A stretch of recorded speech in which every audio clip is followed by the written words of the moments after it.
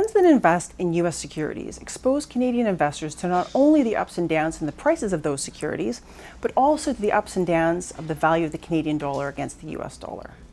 This is because a U.S. equity fund that you buy in Canadian dollars must first convert to U.S. dollars before the fund manager can buy securities on a U.S. stock market. The reverse happens with performance. The daily price of the fund is converted back into Canadian dollars before the return is calculated.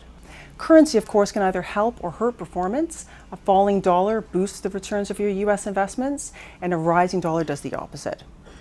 One way to reduce the impact of currency fluctuations on investment performance is to use a version of the fund that hedges its currency. Many funds offer both a currency hedge version and a non-currency hedge version. And below the video player are links to articles we've done recently on currency hedging.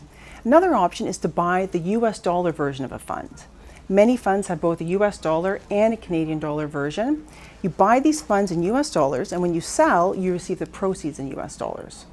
Fund companies calculate separate daily prices for both the Canadian and US dollar versions, which means your performance is reported in US dollars.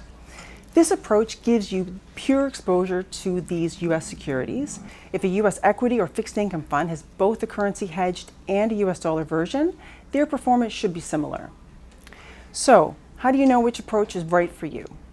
If you receive part of your income in U.S. dollars, or you already have a large sum of U.S. dollars that you don't want to convert right away, then a U.S. dollar account might make sense.